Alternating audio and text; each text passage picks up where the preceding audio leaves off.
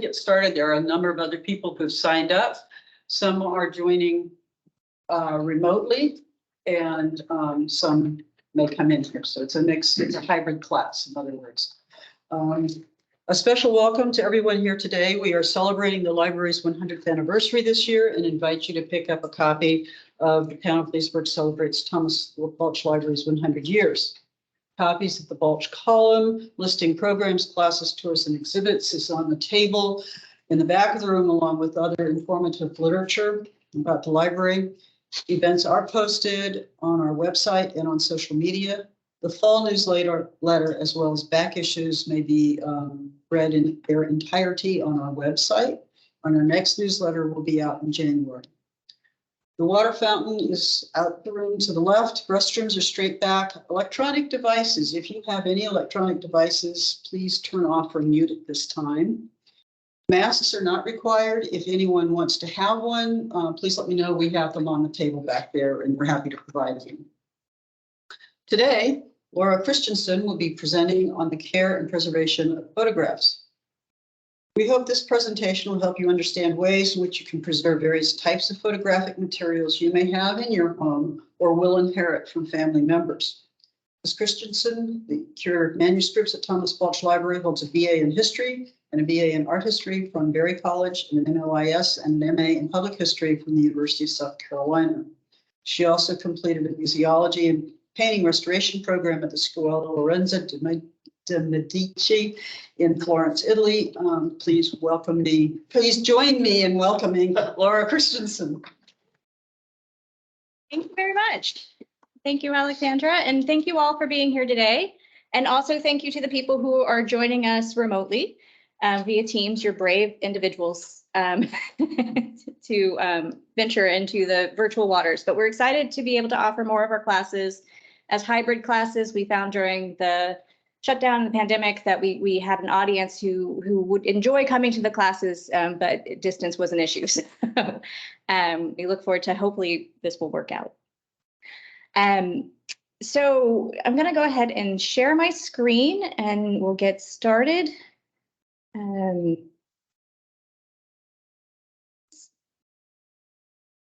Oh dear, so many windows. So today's class is going to focus on the care and preservation of photographs.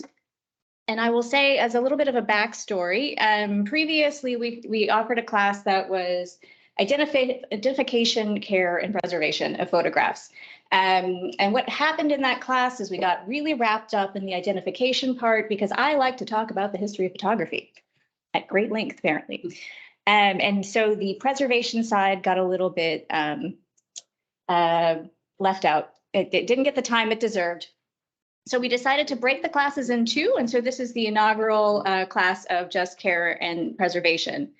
So what we're going to cover is a little bit about identifying photographs because it's really important in the topic of preservation. You need to know what the photograph is made of so you can take care of its constituent parts. We're going to talk about the main issues that all photographs are affected by. And then we're going to talk about best practices for handling, storage, display, the materials you need to really preserve photographs best, the basic tools, and I have examples. And then definitely there'll be time for questions. So you're prepared. What I cannot talk about today is audio-visual recordings or magnetic media, things like audio tape, reel-to-reel tape, VHS tapes, film, that's like motion picture film, although it has many of the same issues as like the photographic media we will talk about, just because that's a broader topic that I don't know as much about. And honestly, there's plenty here. And I'm happy if you have those materials to direct you to some resources that will be helpful to you. And we also won't talk that much about digital media, although we will lightly touch on digital photographs. Disaster recovery is a whole nother game.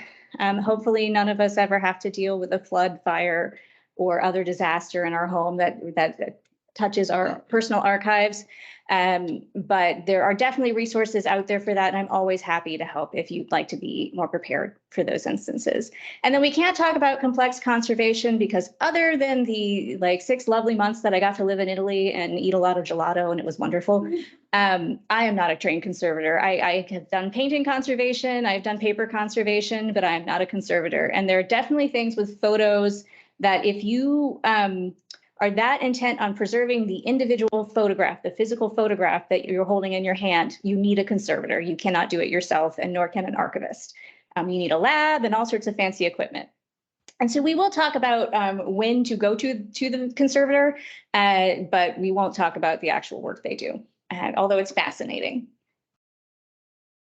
So talking a little bit about identification and the media of photography, we just need to look first at what all photographs have in common. And in basic, everything from a daguerreotype to a snapshot or a Polaroid is sort of like a sandwich. You have a base that the photograph is printed on. You have an image layer that is made of whatever type of chemical was being used for that particular media. And then for your base, your photo layer, and then you're going to have something to hold that photographic layer down. So you have 3 things to preserve. You have whatever the photo is printed on, you have the chemical layer and whatever those processes are doing as they age over time, and then you also have whatever is covering it to protect it. So with something like a snapshot, it's a little bit, I'm going to hold this up and maybe the people at home can see, but it is also in the presentation later. With something like a snapshot, it's really simple. You have paper, you have your sort of silver nitrate layer, you have your gelatin layer that's holding it down. This gets more complex when you get into something like a daguerreotype. And I have a lot more daguerreotypes here than I should have pulled out, but I'd really like to talk about them. This is half of a case daguerreotype, so it's missing its top case. So you have the outer case, and then you would have the glass that's covering the photograph, the inner layer. So you have what a daguerreotype is a silver plate that's highly polished that has the chemicals on it that produce the image. And then the glass is here to protect it. So it's still, they're always a sandwich. You always have layers. And unlike, say, a paper document in your home archives, a photocopy, a letter, you have to think about each of these layers in the preservation of it, and they all act differently. So Anna has really graciously offered to be the extremely helpful and intelligent assistant who shows these things around, and I'm trying not to reflect the daguerreotype into your eyes as I talk about it. So just take a second to look at that. And think a little bit about all the different layers. And you can see in the bottom corner of the photographs here, the bottom left-hand corner is the daguerreotype that has its top case. So that really is more of an elaborate sandwich.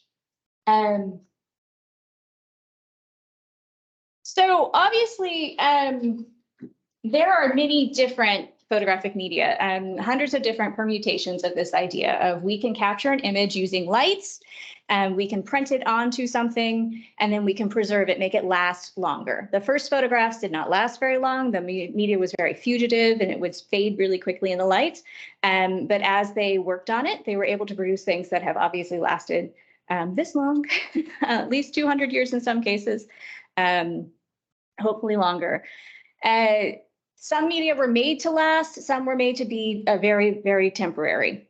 If you want to learn about that and listen to me talk about it for 2.5 hours, I recommend this YouTube video of the history of photography.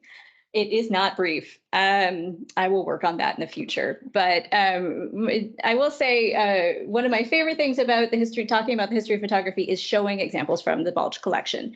And summary, if you are interested in seeing more examples of different types of photographic media from the past, you can come to the library and we will be happy to show them to you. We have great collections for this. And many of the things we have, like daguerreotypes, ambrotypes, calotypes, Van Dyke prints, things like that don't come up very often, we don't get to show. We have them digitized, but we don't have a lot of reasons to pull them out unless somebody happens to be looking for what that photograph's about. And many of them are of houses and cats and people that we don't know who's in the photographs, so no one ever asked for them. So I really enjoy the opportunity to talk about them at great length, apparently, and to show them to people. So if you ever have the inkling that you would like to see more types of photographs, or you want to know what your photographs, if you have particularly 19th century photographs, if you want to see if yours are similar or different from a various selection of their contemporaries, just let me know. I will help you out. But when we talk about identifying photographs, there are many helpful tools that archivists, librarians, art historians, and others use to identify different types of printing media and technologies that were used. So one that I used a lot when I worked as an art librarian in a previous job was the graphics atlas. So people would call me up and they'd be like, I have this amazing painting that I got in from my neighbor's trash, and it is beautiful. And I think it's a Da Vinci. I'm pretty sure. I Googled it and I found a picture of it online. And I would have to, over the phone, walk them through how to identify which type of print they had, because it was definitely probably a print if they saw a photo of it online. Not always. Somebody found a Jackson Pollock in the trash in that area not too long after that. So I guess it helps the dumpster dive occasionally. But what the graphics atlas does is it gives you examples.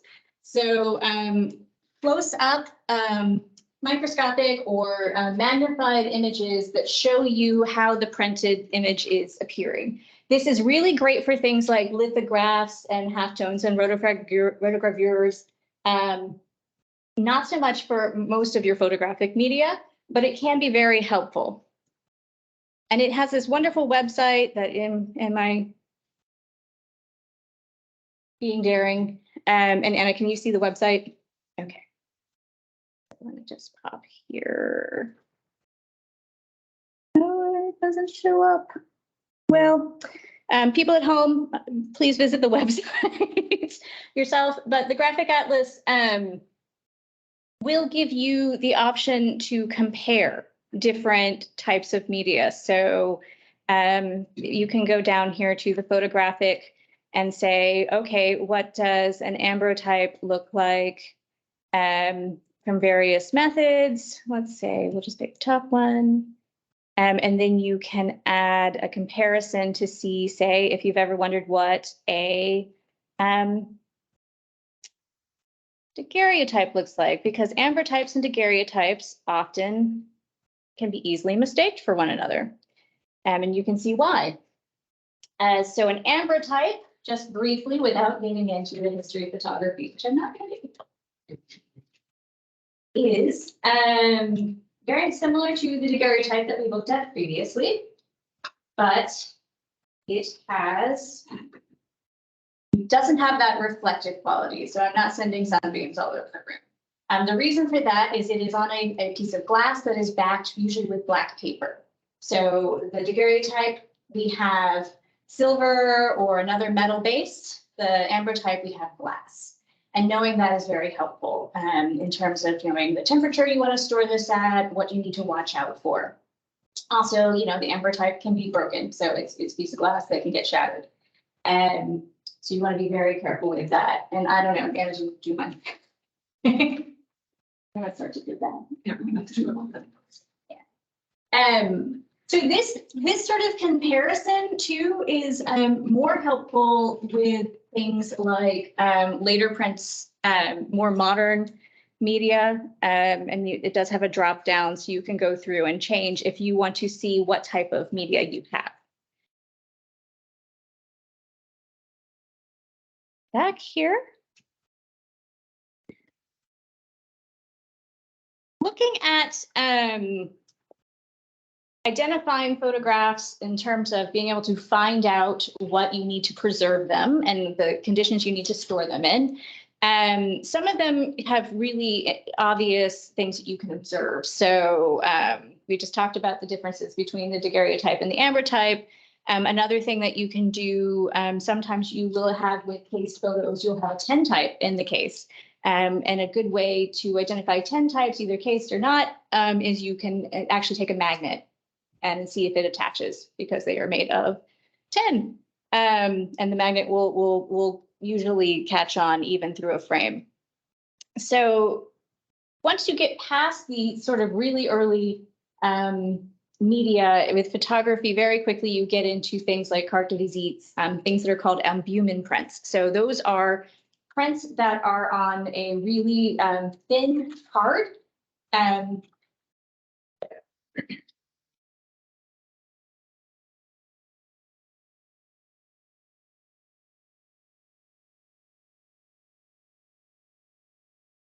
I was forgetting something.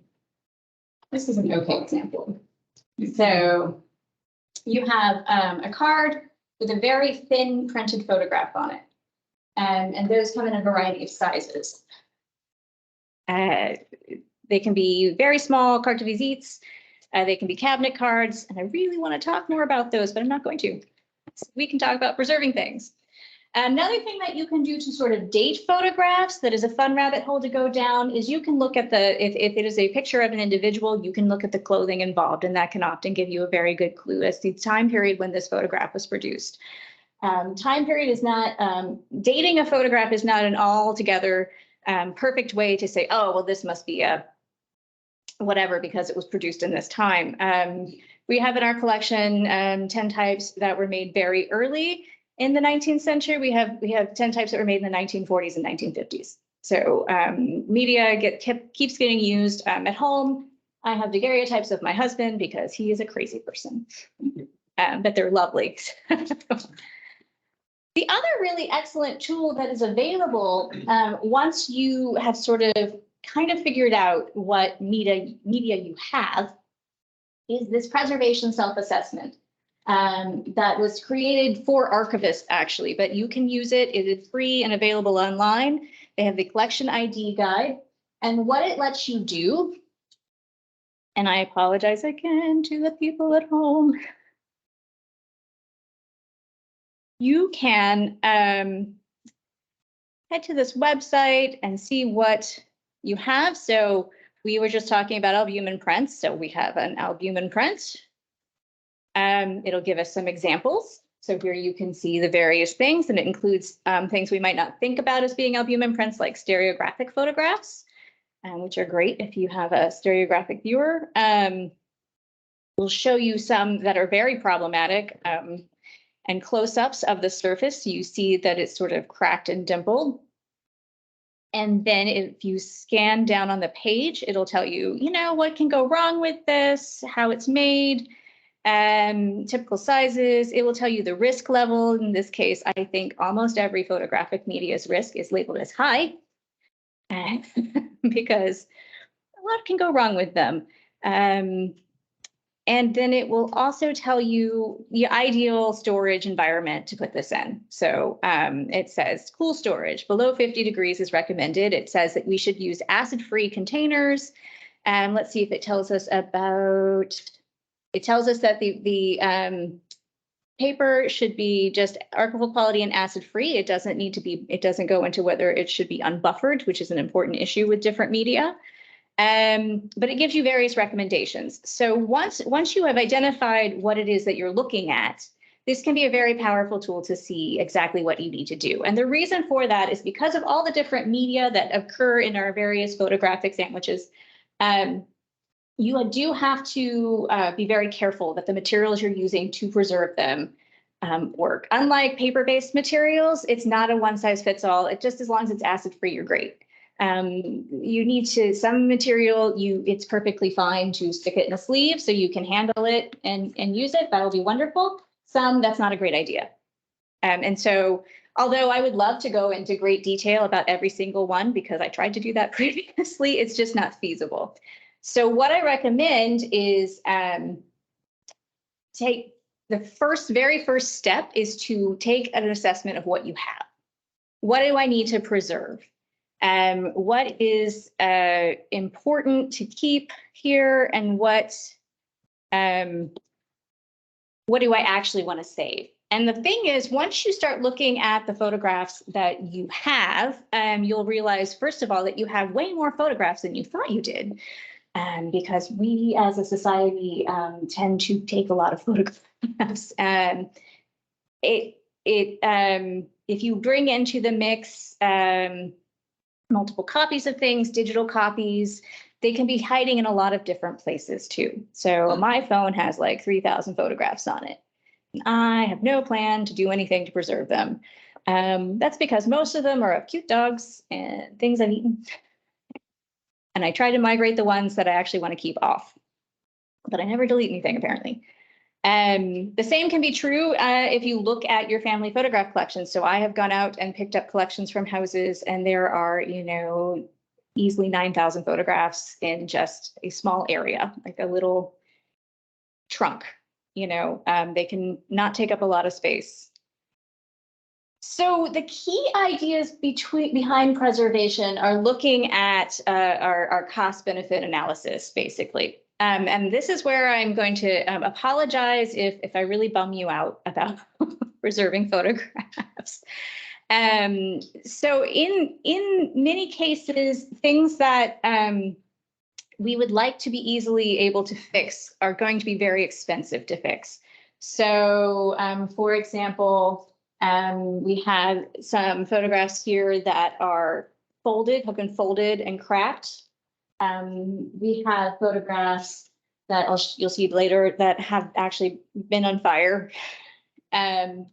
We have photographs that used to be flat but are now round, which is unfortunate.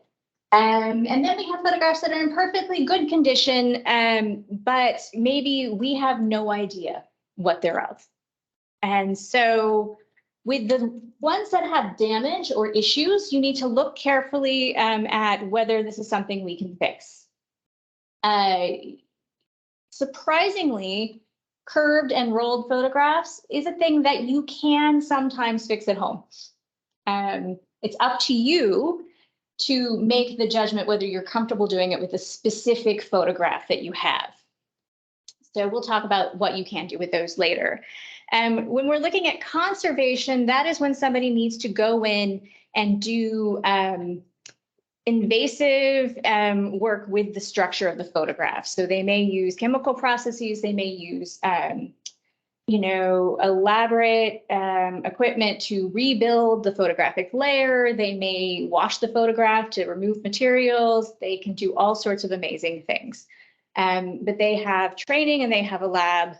And they also have an ethical responsibility in theory to make sure that your photograph is not further damaged or destroyed.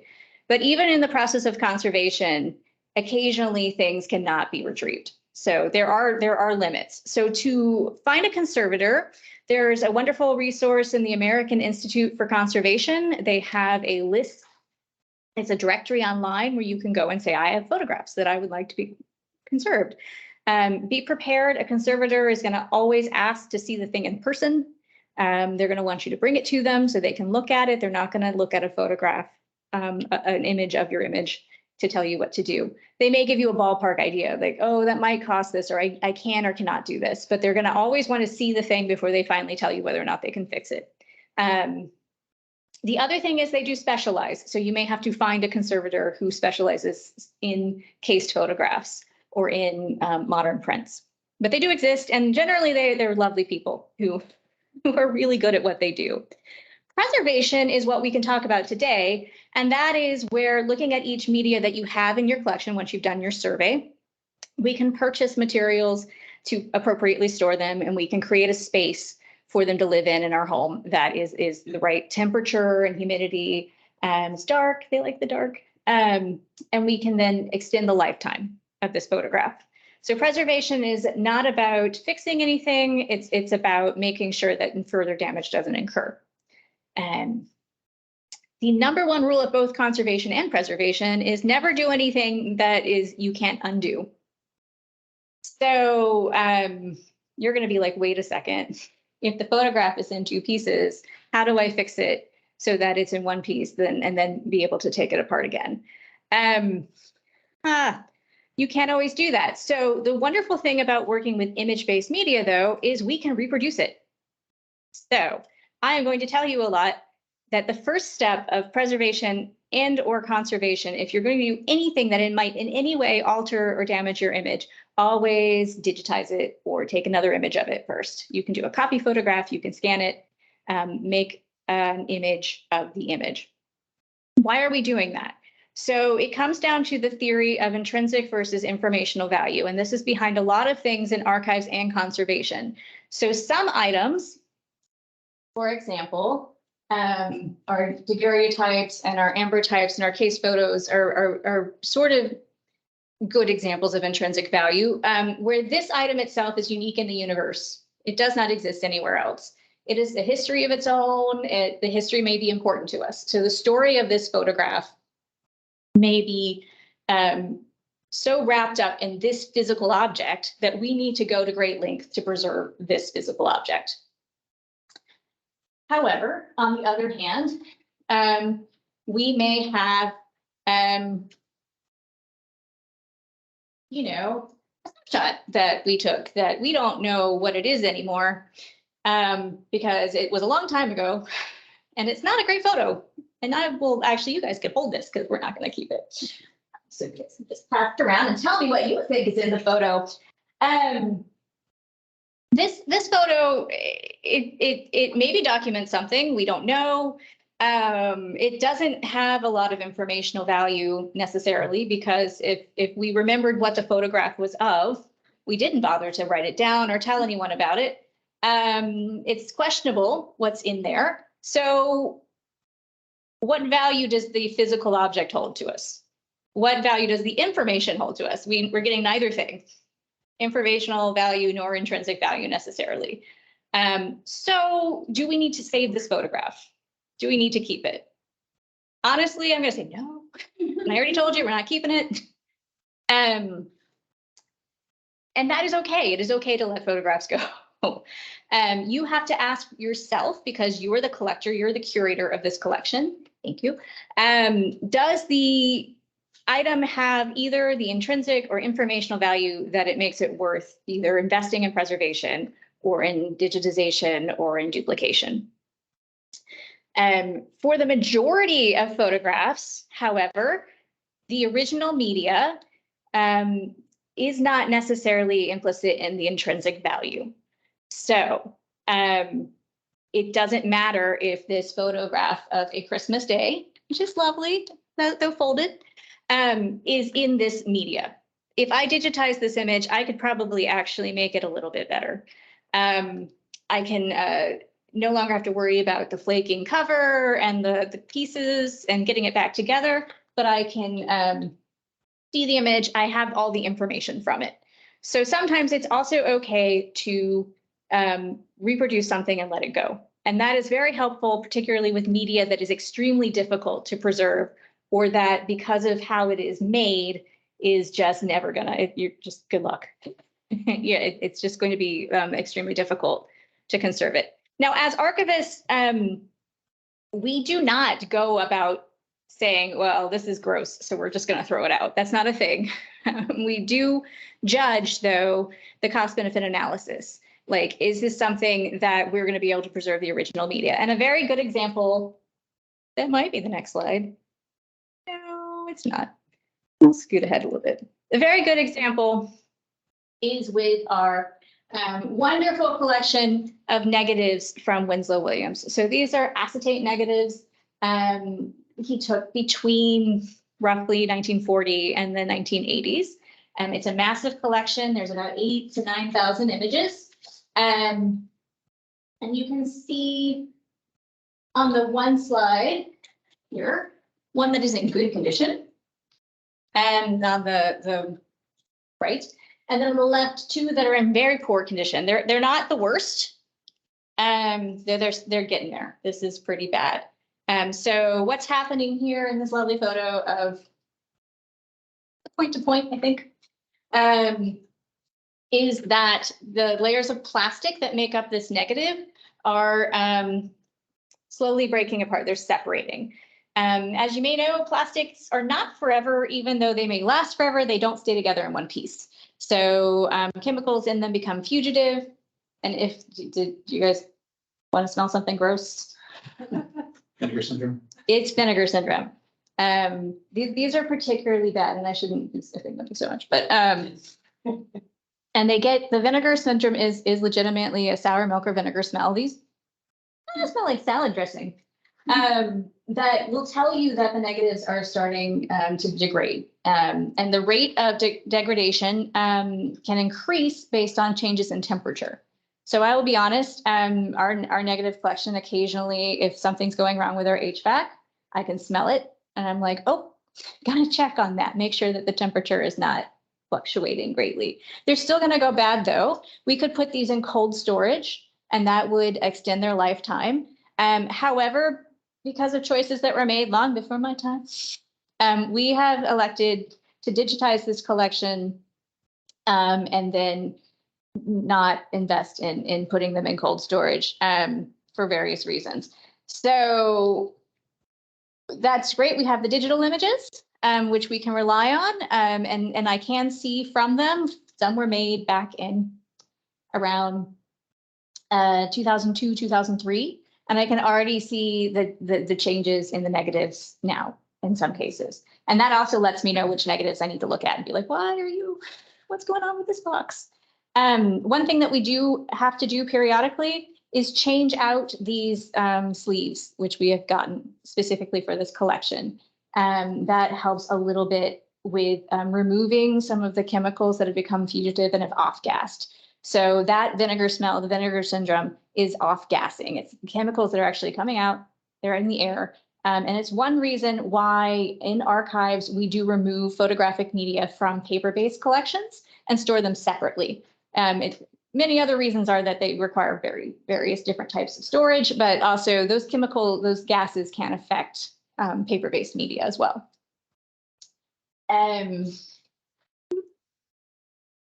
Hopping back, okay. So just to pause briefly with the concept of informational value versus intrinsic value, do you guys understand kind of where I'm coming from? Any questions about that? Yes. So actually a question more around the preservation versus conservation. I have a lot of photos that were not stored well that have mildew smell. In some cases, there's mildew. And so they're from my grandmother's collection. That's obviously one that I'd have to send to somebody to clean up. Is that possible? Yes. Okay, it is. Yes. So the mildew and mold damage, in many cases, they can repair. Okay. You can also, depending on the photo, if you digitize it and the amount of damage is just have somebody fix the digital image. Okay. The mildew smell, if you need to take steps to make sure that there's nothing active in that collection. And there are things you can do to remove the smell. One thing that we do often is put things in a chamber. It's a plastic container with a bed of charcoal and a raised wire or other sort of table over that. And then we've set the collection boxed into that. And that does help remove some of the smell. It's got to be plain charcoal, none of the fancy self-starter stuff. And time will help with that. But the number one thing is to make sure that there's nothing active living in there. And talking about time, any other questions though at this point? Okay. Talking about time, that is maybe one of the number one things that works against photographic collections in family and other papers, even business papers. Fading memory. So we receive numerous photographs just constantly, that are captured in the wild where people are like, I found this great historic photograph. And yes, this is a great historic group photo. I'll ask Anna to nicely pass it around. That was found in something at a local thrift store. And they're like, this is a great photo. We have to preserve it. And it's like, okay, cool. Well, what is it? Where did we get it? Who are the people? When did it take place? What is this event? Why do we care? I mean, someone out there does care, but that context is lost.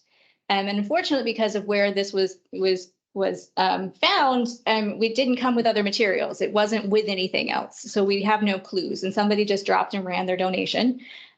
So we don't even know who it was who originally left it there. So the chances of finding this are not impossible, but they're very difficult. We could do a reverse image search and see if somebody else in this group saved this photo. We could, post it publicly and hope that somebody out there happens to know, oh, well, that was the X, Y, and Z. And that does happen. We have had great luck with that in the past. One collection we've been working with in the last year is Elaine Thompson's papers. And she has lots of wonderful family photographs and also photographs she collected in the course of her research. And Elaine was generally very good at labeling her photos. Thank you. Thank you very much. But not always. So we've been able to go out to people who are her friends and family and other members and say, do you know any of these people or places or things? And we've had some great success in identifying things. It's always fun when somebody's like, and that's me. I'm in the photo. I'm a baby. It's great. We can do that, but again, we have to look at that cost benefit analysis. Is it worth our time? What is the payoff? With something like this group photo, which does really look like a family reunion, probably, it may be a really great payoff. And I know in my family, people have circulated reunion photographs, and between group knowledge and ancestry.com and some math on the back of a napkin, we've been able to figure out who these people probably are and when it was taken. So you just have to ask yourself, is it worth that? Then we have examples like the one we passed around that's in the bottom of the screen, where we're like, I think this might be a person behind some mosquito netting with a lamp. But other than that, I don't know. And it's not likely that we will be able to figure that out just because we don't have a lot of clues there. Now we can look at clues and do research. And in the history of photography class, I talk a little bit about it. And there are many tools out there. So for instance, this is another mystery photo from the thrift store. It's a lovely studio photograph that has a wonderful portrait of a woman. Show the people at home. Hopefully they can see, I don't know. But it doesn't have a name. We don't know where it came from. We don't know what it is. However, it does have the photographer's name. So we have Fellows and Fredericksburg, Maryland. Thank you for putting a state. I appreciate, or sorry, Frederick, Maryland. I appreciate that they put the state on there.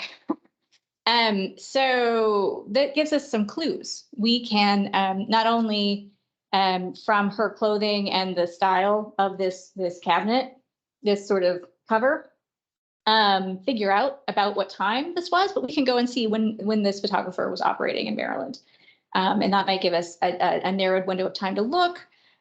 We can also just see if perhaps in that area, there's more information, or if their local repositories might have some clues.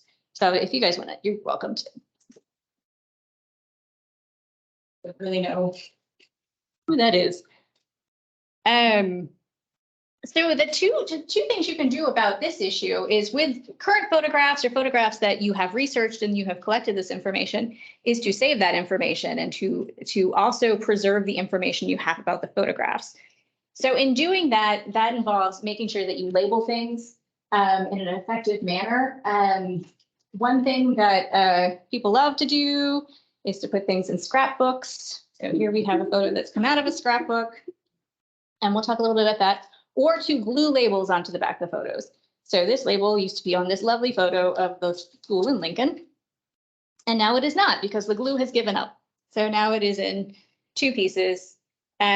Luckily, we still have this label, and we would know what this was because of other images we have of it. But if this got lost, that information's gone. Or if you had 40 photos and they all had labels and the labels all got separated, you know, you have an idea that one of those 40 labels goes with one of those 40 pictures, but that's quite a puzzle. And hopefully you like puzzles. So you never, never is a lot hard thing to say, but generally it is a poor idea to use any sort of self-adhesive or adhesive things onto your photographs, directly on your photographs.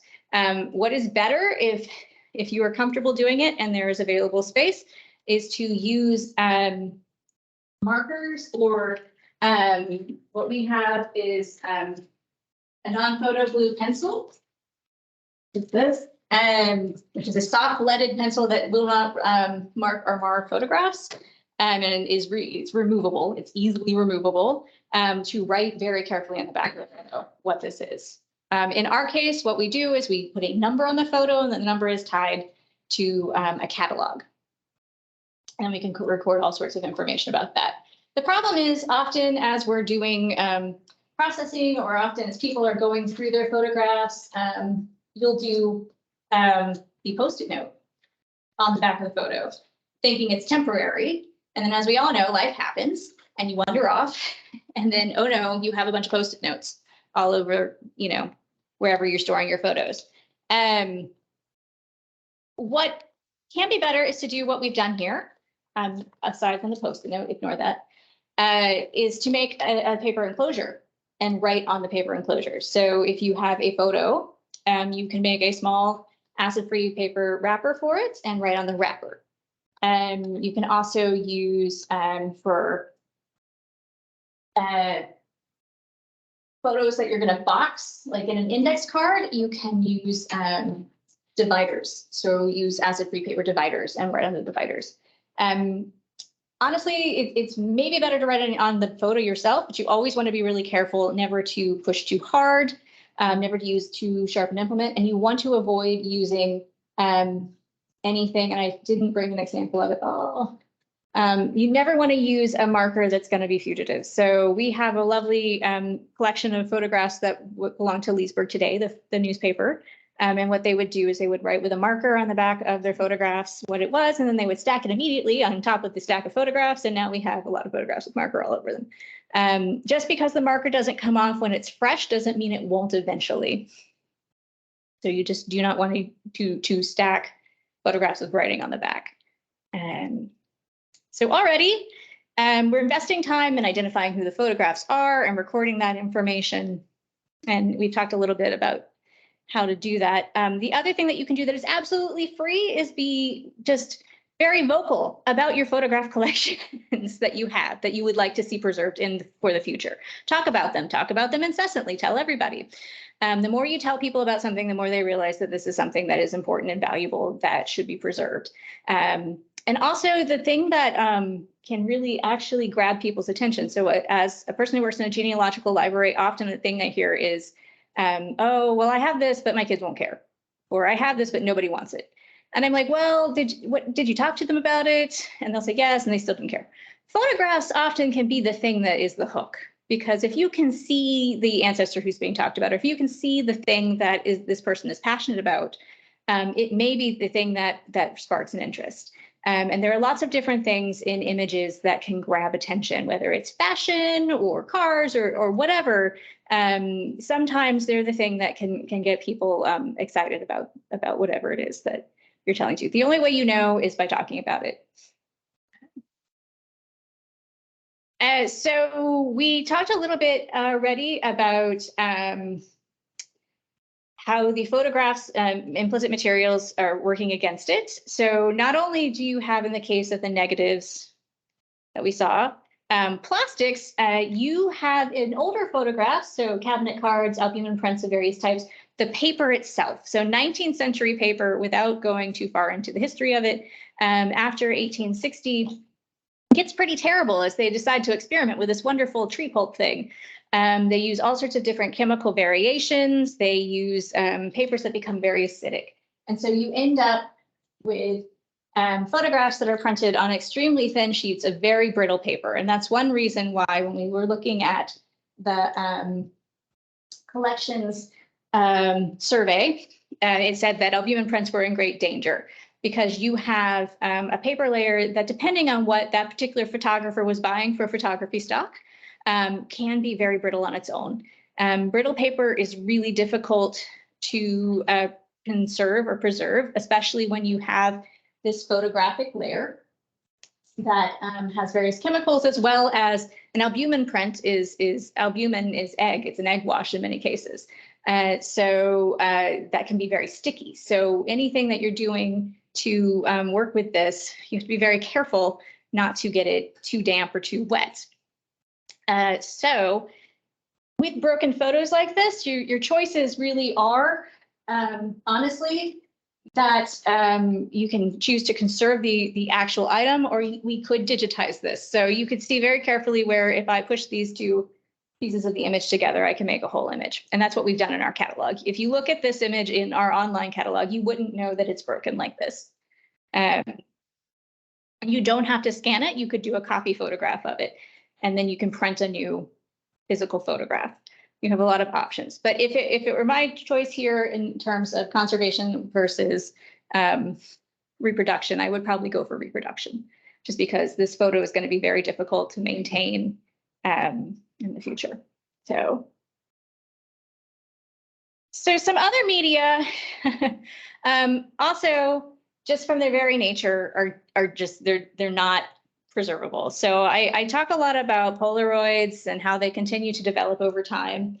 And I was talking to my nephew, who is actually really into Polaroids, even though he's a young person, but still. And I was like, yeah, they're really cool. But, you know, the instant development is great, but they keep developing. So they're not going to last, and your Polaroids will eventually fade. And he's like, well, how long is it going to take, and how do I care? And I'm like, thank you for being succinct, young person.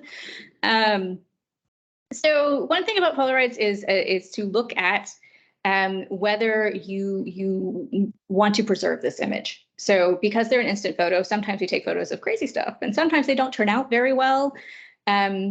Sometimes you moved when you're taking the photo, and that was not the effect you were going for. So looking at what is here and then deciding if you want to preserve it is a great way to go with Polaroids. Because yes, if the image doesn't continue processing and disappear during your lifetime, the plastics may in fact go bad. So you have, because I didn't photograph the back of these, but as you know, you have the white plastic that goes around the front of most more recent Polaroids. And on the back, you have the black layer. These things can become brittle, they can fall apart, they can have mysterious goo that appears. It depends on what was being used at the time. So the best course of action with these is to reproduce them while you can still see the image, to collect the information and not worry so much about preserving the original media. However, you can do some things. One thing that I recommend with Polaroids is to store them separately in sleeves. So they make sleeves that are pre-sized for Polaroids. You can put several to a page, and that does help keep them separated and together. It also, keeping them away from light, which is the next thing we're going to talk about, is very helpful. It will somewhat slow their degradation, but not entirely. So light obviously is the thing that gives us the images in the photographs. So we are capturing, you know, they used to call them light painting and things like that. But it can damage them. So you're not only worrying about fading the pigment and the image layer, but it also can contribute to the paper layers becoming more brittle. Light also comes often with temperature changes, and temperature changes are bad for all types of photographs, everything from case photographs to very, very modern prints. That's because it's a sandwich, right? So all of the different layers of the photograph, as temperature change happens, expand and contract, and they may not do it at the same rate because they're different materials. So every time that happens, it stresses the image layer. It stresses the base layer and it stresses the top layer, and leads to things like cracking, photo losses.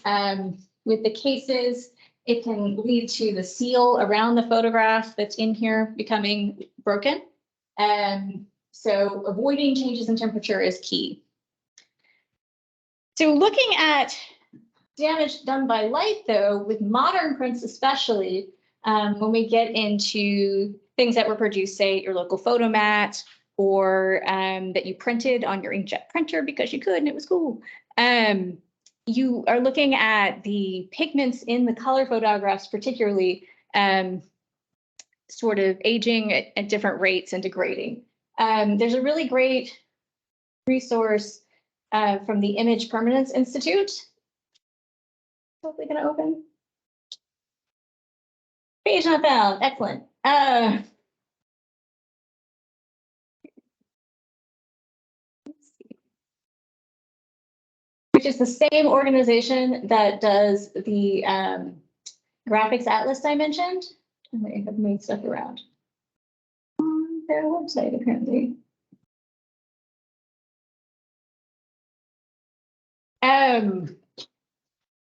So they also are interested in talking to you about, oh, I see what they did. They have a for-profit film care collection, which is worth looking into. That's new. What they have offered in the past is a resource that talked about the different media and how it degrades. So different pigments that are used in modern photography and the rate at which it degrades. Just to give you an example of that, here we have actually 4 photographs, but one I showed you the back from 1981 from someone's lovely trip to the Magic Kingdom. I'm not sure. I think it is Disneyland. But you can see that 2 of these photographs are generally okay. So the ones on the right-hand side, the color is not terrible. This actually is glare in someone's thumb. So they're doing pretty well. But the one that is in the bottom left-hand corner has started to lose some of its tinting. Like the pigments are starting to change. There are other photographs of the same shape and size where this is not happening. So some of this can be light damages, some of this can be the processing. But the Image Permanence Institute's website is a great place to go to sort of suss out what is happening with your specific photo.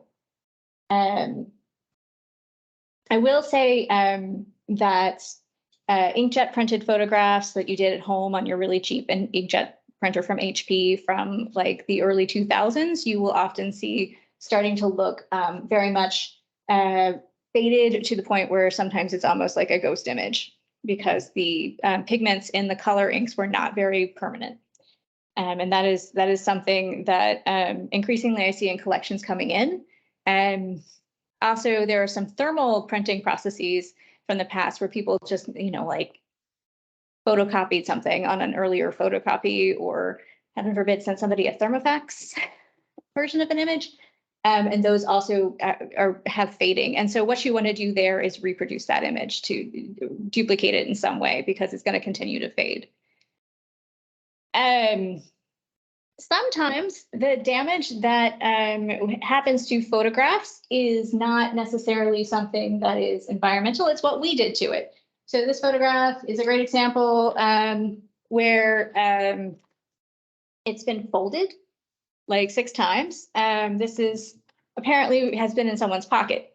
I'm pretty sure. On the back, it mentions that this is an accident that was photographed for Roger Powell. So I'm not sure if it went to court and maybe that's how somebody took it there. But you can see what happened with the folds along the creases. The image layer is starting to come up. So it's starting to peel along these folds. And the same is true for this photograph, just the Christmas photograph I mentioned earlier, except for it's gone one step further where it started to separate. So if you find folded photographs and you can flatten them very carefully, but that is sometimes, again, the work of a conservator. Because every time this moves, it's going to lose more of that image layer. So when we have photographs like this that have come in 2 pieces, often we want to repair them. So the usual suspects for doing that can also cause a lot of problems. Tape is always bad. No, tape bad. Please don't. The problem with pressure sensitive tapes is you're adding another layer to your sandwich. And it involves plastics and adhesives, both of which will not last very long, but will contribute more to the chemical excitement that's going on. So for instance, one thing that does work for you with cabinet cards and carte de visites, occasionally if the tape has been put on the back, because of that cardboard layer, it doesn't necessarily sink through into the photograph layer. So luckily, this is a recent acquisition we got. This is Snowden Hall. I know it says Lucinda. His name is not Lucinda. He cracked down the middle. Somebody applied a piece of tape to the back.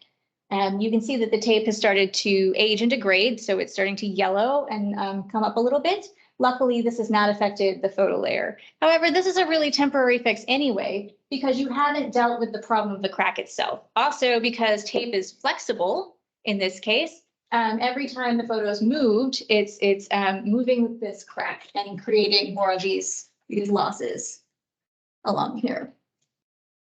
You can also see where in a couple places on this photo, the albumin layer has started to come off a little bit. It's been scratched.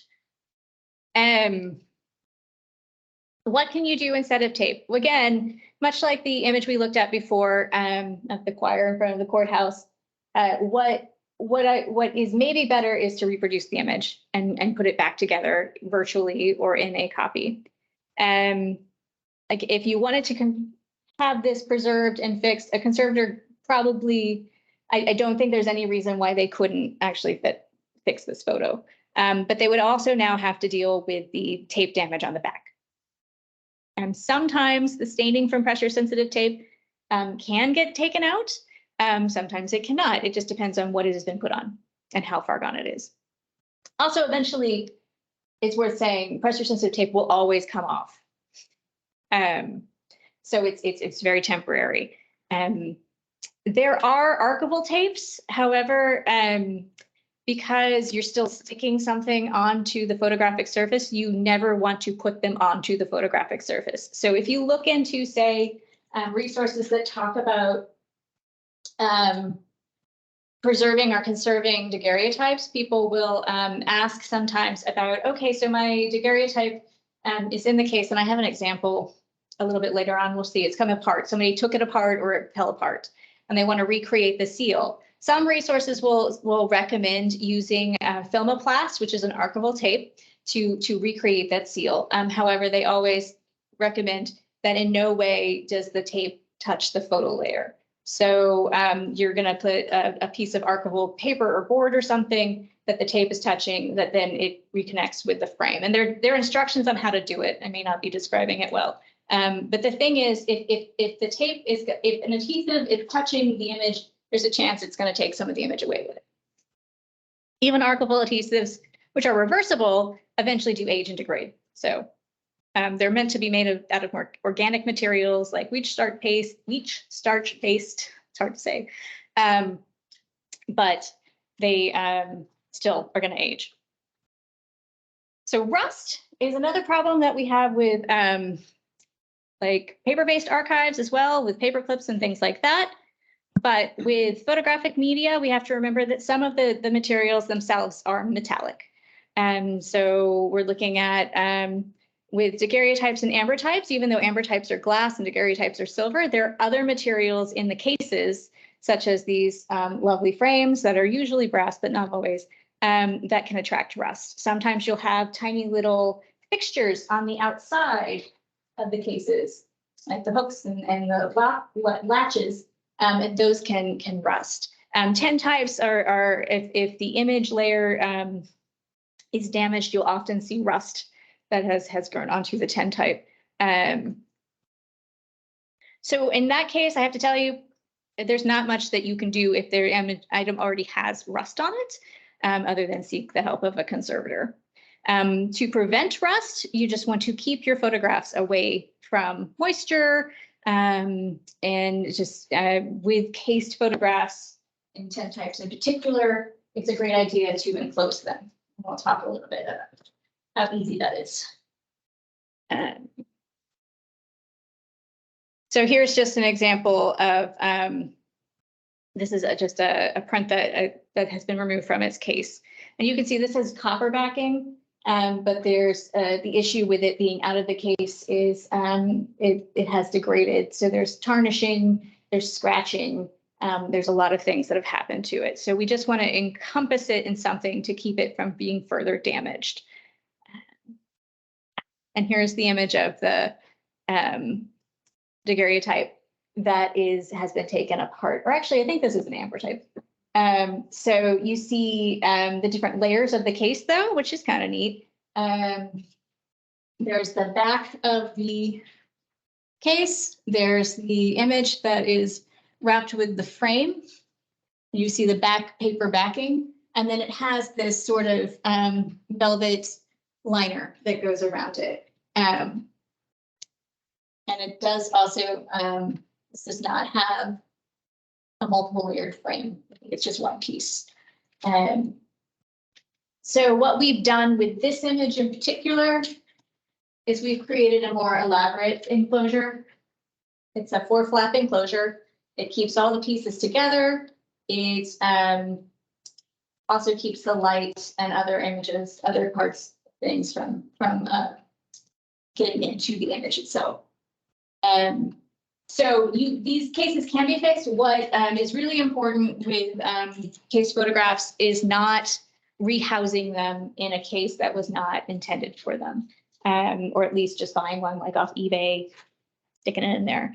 That's something where you want to very carefully investigate the materials that are involved and the condition of them, and also possibly seek a conservator's help.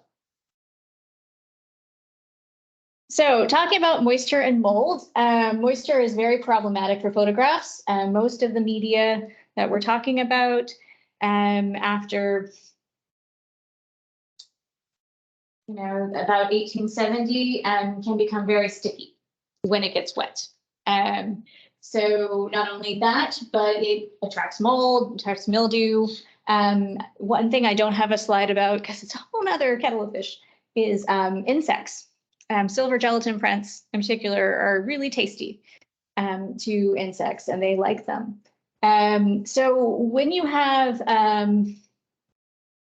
photographs that have not been damaged, the best thing you can do is prevent this damage. So keeping them in a cool, dry place, keeping the temperature consistent, and also making sure that when you're surveying your collections to see what it is that you're going to preserve and what you're not, making sure that nothing already has mold damage, because if it does, you might need to contact a conservator or investigate just weeding those materials from your collection.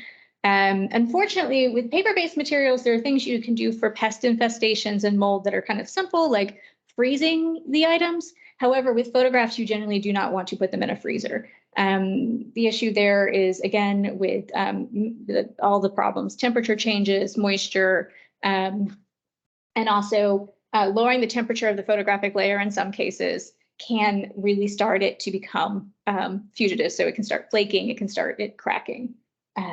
Also glass, some of the glass-based media, the glass becomes more fragile when it's frozen or cold. So that is where something like the resource I showed you with the survey of the different types of materials is important to identify what you have and then look up the best case scenario. So the best thing to do is to avoid exposure to mold or the conditions that mold enjoys growing in. If you do have mold damage, that's when you really need to assess, is this an item that I need to preserve this specific item? Can I reproduce this item? You want to be very careful handling any moldy materials. And I haven't talked about handling materials, but we will in a second. With mold, though, you want to do it in a separate space. You want to carefully clean the space when you're done. You want to make sure that you're not being exposed to spores if it's active. And generally, if things have active mold, sometimes it's better to just be like this. If it's not something that is deeply valuable to you, to just step away and say, there's not much I can do about this. As part of disaster recovery, you will see things that tell you to take damp photographs, wet photographs, photographs that may be starting to get moldy, and to freeze them. You have to be very careful with that. The point of doing that is to extend the time period you have to work on them, to have them be preserved or conserved. But you do need to be very, very careful doing that. And again, it never hurts to consult people who that is their profession. And there are people out there, conservators, who only work in disaster situations. So handling photographs. I just mentioned when you're working with moldy things that you want to clean the area afterward, but before you work with any archival materials or old materials, or definitely with photographs, you want to clean your hands. And then ideally you want to wear gloves. So this is the part of archives where we tell you it is okay to wear gloves. Unlike paper-based materials where we will say, no, don't do it. So you want to be very careful about the gloves you use. So I am wearing cotton gloves. Some people will tell you, no, don't wear cotton gloves. Those aren't great. You have to make sure that the cotton gloves are lint-free, that they are clean. What is maybe even better is to use nitrile gloves. And in that case, you have to make sure that they're powder-free, that they have no lotions, that they're just the glove. The idea there is to keep oils and other things on your hands off the photographs. And it can be very important with photographic materials. So we also make a delineation here. I've let you hold some photographs. Those are not photographs that we are interested in retaining. They are part of our traveling circus of stat examples. However, photographs that we do want to retain, even if they're damaged, sometimes if we're going to handle them, we'll put them in sleeves like this. This is a stable sleeve. We'll talk about how to know what sleeves are stable. Generally, though, we just want to make sure our hands are clean and that we are wearing gloves. We want to have a clean work area, and depending on the type of material we want to work with, we want to make sure that we have something on the work area, whether it's paper or archival board or something like that, that is maybe soft and we know is clean. Especially if you're working with glass-based materials, you want to have something that is slightly padded on the cover. So we have sort of a foamy self-cleaning mat type thing that when I'm boxing glass plates or things like that, I will put down, because it's an extra layer of, it's probably not going to do anything, but it makes me feel better. And I know it's clean. It may go without saying, but keep food and drink away when you're working with your photographs. Again, that's moisture, that's anything that can attract mold or bugs. You just don't want to have it near anything that you want to last for a long time. There's no snacking in archives. You want to mark things carefully. Marking is really important. However, we talked about not bearing down. You don't want to write on the front of the photo. You don't want to use anything that's not meant for marking things arguably. Generally, we try to use things that are reversible. When you are putting things together, we want to organize our prints. We want to sort them. I get it.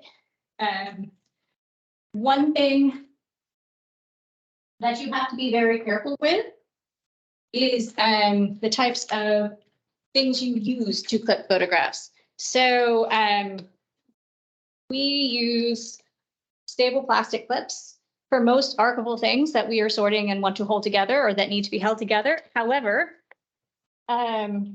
we try not to put them directly onto the photographs.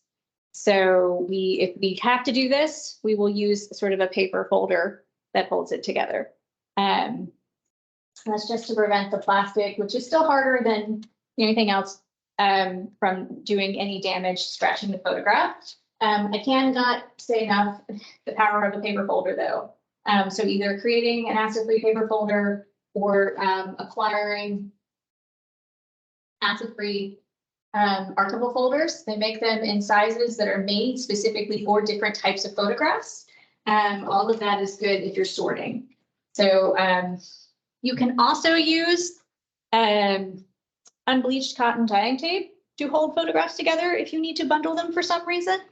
However, you want to make sure that it is, the unbleached cotton tying tape that is made for archives, because again, the lint-free issue is somewhat important. And honestly, I don't really recommend doing this directly onto the photographs. So again, you want to have an intermediary layer of something that is preservation friendly. Show people. And again, avoiding any sort of tape, glue, rubber bands are a big no. I didn't even make a slide about it. Just don't do it.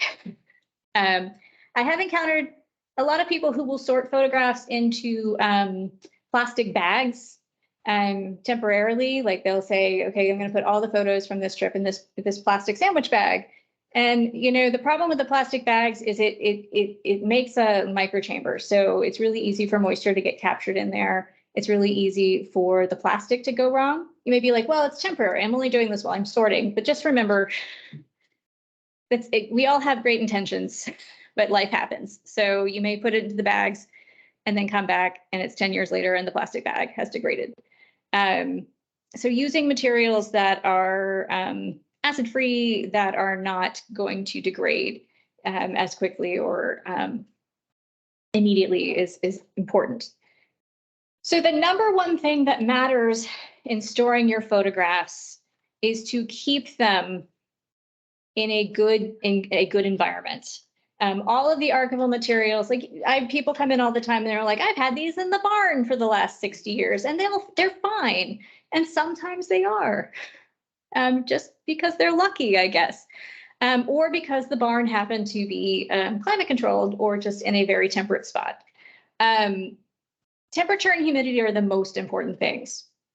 So normally in archives, we look at between 65 and 70 degrees as a comfortable, a good range for paper-based materials. The reason it's a range that I'm telling you about and not it has to be 65 degrees is because nobody likes to be 65 degrees all the time. I have worked in a library that was 65 degrees all the time and people did nothing but complain. So it was a lot of complaining.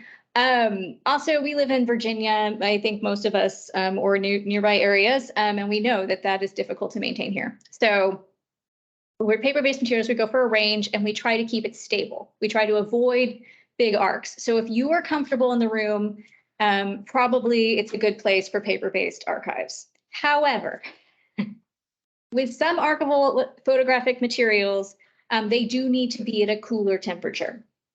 And what is definitely important to store at a cooler temperature are film-based negatives. So like our acetate negatives, or they will degrade. You will get vinegar syndrome. We also want to make sure that the humidity remains relatively dry. So 30 to 40%, which is difficult. I was excited that the weather report yesterday warned me that it was going to drop to like really low humidity today, like less than 20%. And I was like, great, I get to go check the thermal hygrometer and see what it says to see how our HVAC is doing, because we work really, really hard to keep it not too dry in the winter and then not too humid in the summer, because we want to, again, avoid big shifts in temperature. That said, so color film negatives, you want to, if you can, store them at 40 degrees or below, which is difficult to find. I do know people who have large collections of film negatives who will acquire refrigerators that they keep at a certain temperature just to store them. And there are companies out there, like Iron Mountain does it, but I'm not recommending any companies that have specific film storage that you can send your film to them and they will store it for you. That said, if you have materials like that, color film negatives that need to be stored at certain temperatures, it's important to just ask yourself, is this worth the cost benefit analysis to have the specific thing? If you can reproduce it, that may be a better way to go. Because remember, it's a long-term investment. It's not, I'm going to pay you once and you will store this in perpetuity. It's, you're going to be paying that for years. And also, if you bring refrigeration into the question, you have to monitor that. You have to make sure that it's working, that it's not telling you that it's one temperature and that it's not. You have to make sure that it's not too moist. You have to check the materials periodically. If you remove the film-based media from refrigeration, you have to give it like an intermediary space to bring it up to room temperature. You can't just like pop it out and put it into room temperature. You have to let it slowly acclimatize. Otherwise it can just crack and other things can happen. So you just have to ask yourself, is this something that I'm all on board with to preserve this specific physical thing? And sometimes that answer is yes, but often it's not. Often it's like, I will try and then I will give up because it was hard. And I'm looking at other options. The number one thing you want to avoid, though, are storing your things anywhere that have the big problems. So attics and basements are right out. Please do not put things in barns. Lots of people seem to like to leave things in outdoor storage facilities. Please don't. If you're dealing with storing photographic collections and you want to keep them, please, please, please put them into a climate controlled storage facility, even if it is not the perfect storage temperature, even if it's just room temperature. That is better than, I stuck this outside. This is in my garage. Sometimes things will survive in those locations, but often they will not. You also want to avoid sources of heat and water. Heat is important.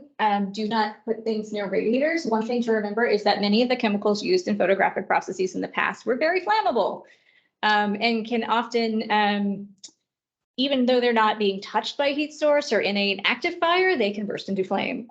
So one of the things that they tell you in archive school repeatedly to make it seem exciting is about nitrate film and its propensity to spontaneously combust. Like every archival textbook I ever had mentioned it. Might catch on fire. That's why photographers and film companies moved on to acetate and other film stocks to get rid of the fire issue, but they can still be flammable. So avoiding a heat source not only helps lower the chance of that expansion and contraction issue and the temperature extremes, but it also prevents, the potential that you could have a fire start. Distance from water is also important. So keeping things out of the way of windows, plumbing. You don't want to store things under pipes. It's a good idea to sort of just investigate the area where you want to keep your collections and think of all the things that could possibly go wrong in that area. So you also want to find a place that's pretty dark. So avoiding direct sunlight or strong artificial light is really important. So one thing, if you have a large collection of slides, you may say, hey, I'm going to show off my slides. I want to project them. And, we have huge collections of slides and have been slowly accumulating a large collection of slide projectors as people are like, why do I have a slide projector? Why is this a thing? And it's nice to actually have a slide projector, but when we're looking at projecting those slides, we want to use a duplicate if we want to preserve the original. So often just digitizing the slide is a better way to go, unless you really, really, really want to hear like the nice humming noise and the click, click, click, which is really relaxing, I think. Also, you want to avoid putting containers on the floor, just because there's a greater water risk, and also there's more dust, debris, things like that on the floor. It's just better to store them up. Also, it lets air circulate around them. So if you have things that are off-gassing or aging, it can help clear the air, literally. And you want to keep the area clean. So we do vacuum and dust our archives regularly. It's not just for dust and the spiders that seem to like to be in there, but also, it helps keep dust out of the area that can stick to things if things got dusty. We also do catch the spiders that way.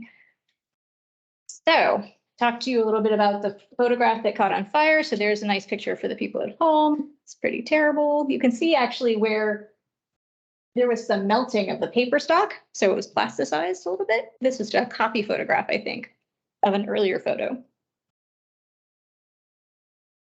We've talked about the room to keep your photographs in. Now, within your collection, when you've narrowed it down and you're like, these are the things that I absolutely want to keep. I want these to last a long time. We're going to get into real preservation stuff. So best practices for the majority of photographs is to keep them in an acid-free box. So when we're talking about that, it can be something like this. That is flip top classic archival box. This is acid-free. This is not lined, although you can get them that are lined with materials that keep gases, the off-gassing from coming out, that will capture the smell also if there's a smell. However, they make these in all sorts of permutations, from very large archival boxes to very specialized boxes. Like this is a box that is made specifically for cased or glass materials. And it has these nice little dividers so they can stand up straight. It also has, I don't know if you can see, I don't, it's got stuff in it. It's got this double layer inside the box layer to both keep out moisture and also to add an extra layer of padding if this fell off the shelf or got dropped or something. It would give these things a little bit more stability. Even within this, we've added tissue and the enclosures as well, just to add. These things are really the most breakable, the most breakable. So if you want to invest in that, you can easily find acid-free boxes on the market now. They're actually more common. A lot of the archival supply companies have launched like collections for people doing personal archiving or for collectors. Like Gaylord Brothers is one who has a collection that is specifically for family archives. And the handout that you had that hopefully you picked up in the back, and if you didn't, please do. I will also send it out after the class. Has links to some of the better, I don't want to say better providers, but some of the providers who are still around and who will actually like fulfill your order in a good way, who have a good supply of photographic materials. Now, when you're looking at any materials, whether they be paper or plastic, so these are Mylar stable sleeves. So they're a specific type of plastic that is meant to degrade at a slow rate that has been tested. And for most archival materials that are out there, there is not like an international standards board that vets them. However, for photographic materials, there is. The ANSI Photographic Activity Test, the PAT, tests materials for stability and specifically for working with photographic materials. So if something on the packaging has PAT or says has passed the photographic activity test, in general, it is a good item to use with your photographs. And you want to look for that in the description where you're purchasing it. And it does usually appear. And you can also ask. Sometimes on the websites of archival supply companies, they'll actually have a little specifications box that you can click on and it'll have it in there. But definitely that's something you want to look for, particularly I will say with photographic sleeves that are used with sleeves that are used with photographic collections. The problem is there are a lot of sleeves out there that you can just buy at, Michael's or wherever you buy scrapbooking type stuff. That may or may not be stable plastics. One really good sign is if you open the package and it gets a really plasticky smell that blasts out of you, it's probably not a stable plastic.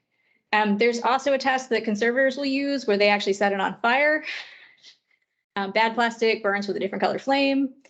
I think it's green. It's been a really long time since I set fire to artful plastics. Don't recommend. Looking for PAT is way easier. The sleeves come in a really wide variety of sizes too. If you have a large collection of one type of photograph, like we talked about the sleeves for Polaroids, it's worthwhile to get sleeves that fit that specific type of photograph. They also make, very standardized ones for 8x10s, 3x5s, whatever, that you can buy in larger numbers if you have a lot. One thing that you do not want to do with sleeves is take a large sleeve like this and put 16 very small photographs in here. Don't. These do have a slight static cling, so you can lay things out in them and put them in the folder. Just know that they are going to move, and you will find them all piled together, and that can lead to scratching and things like that. So it's better to do one photo per sleeve if you're going to do that. It's worth saying too, you can trim the sleeves. The ones that we buy are L sleeves, meaning that it's open on two sides like that, top and the side, but they have various permutations. They make them that are only open on two sides, and you could even trim those to make them into two sleeves. So you can think creatively. There's no problem with cutting the plastic. That is the thing that you can do. One thing you do not want to do is use any sort of sealed sleeve.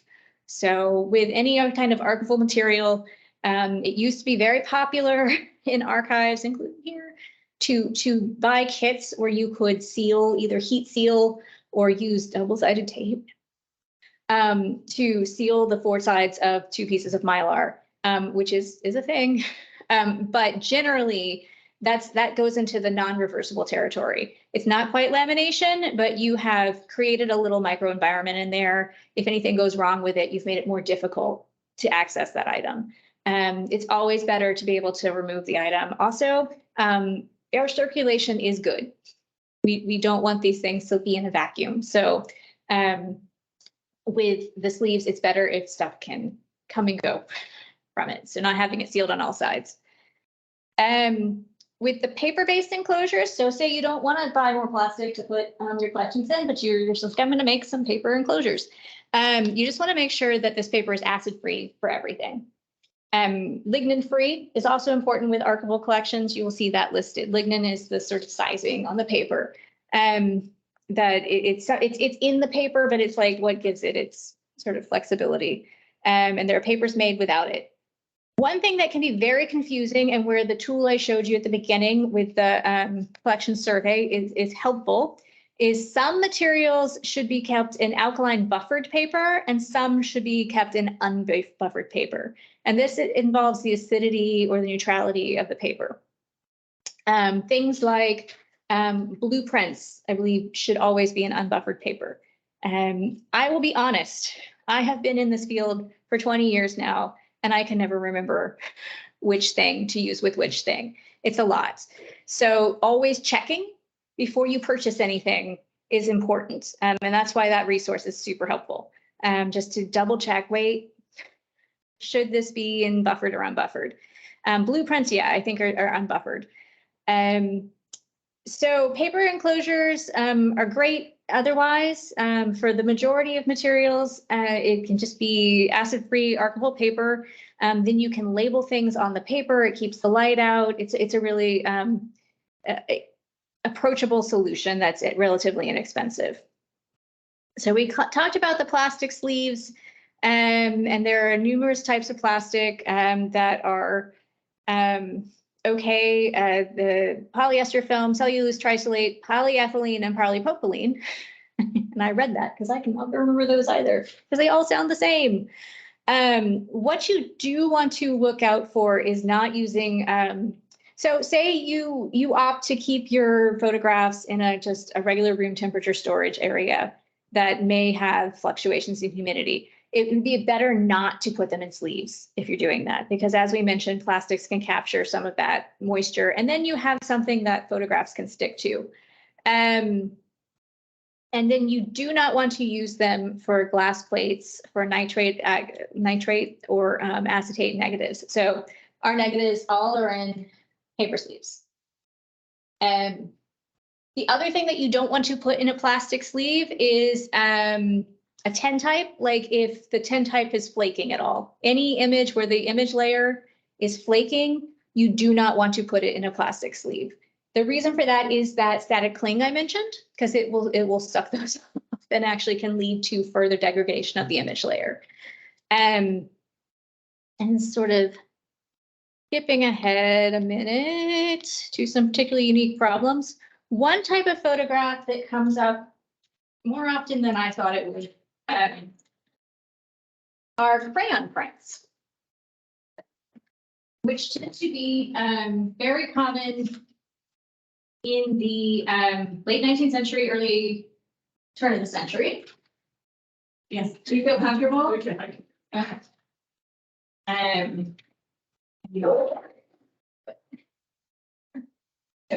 So if you look at this, and on the screen you can see, you might immediately assume this was a charcoal drawing.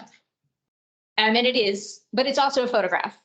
So in this media, that started out pretty early, in the 1850s, 1860s. What they would do is project a photographic image onto a larger piece of paper, usually a portrait, like poster-sized portrait. Then they would take a very faint image the photographic image would be very faint, and they would draw over it or paint over it with either charcoal, or sometimes you'll see colored chalks, pastels, things like that. Often, and I'm going to see if any of you have these, you will see these oval or round frames that have a photograph in it. I have a really beautiful one of my great-grandfather as a baby. He's the world's biggest baby. It's very impressive. But what is in those tends to be these crayon prints, and they need to be handled very carefully for two reasons. One is because of the image layer is charcoal or chalk or something like that. And that is a friable media, meaning that it will pop right off the paper. If you get too much static, if it gets brushed, it can be smeared. So if you have a print like this one that has been removed from the frame, which honestly is what we do with most things that come into the archives, you have to be very careful that nothing is laid on top of it, that it doesn't get put into any sort of enclosure where there's going to be a static link, because you'll start to get losses. So these are all scratches. But we have examples in our collection where you can see smearing, where things have been sort of dubbed. You can see ones that have parts that are completely missing. So if you have one of these and it is in the frame and you can manage to keep a large frame object, it is actually better to keep it in the frame, to leave it in there. If it is not in the frame, what you need to do is to acquire glassine, which is another archival material. It's often used for artists' materials, so things like cartoons and original sketches and drawings. It's smooth, glassy paper that kind of looks like wax paper. But it is it's water resistant, it's grease resistant, but it's also not static clingy. It doesn't collect a charge. So you can just make a folder out of the glassine.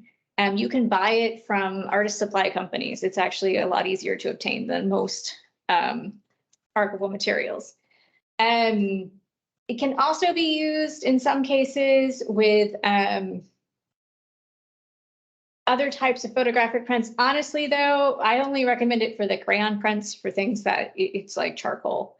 Otherwise, going with the acid-free regular paper is usually the better way to go. So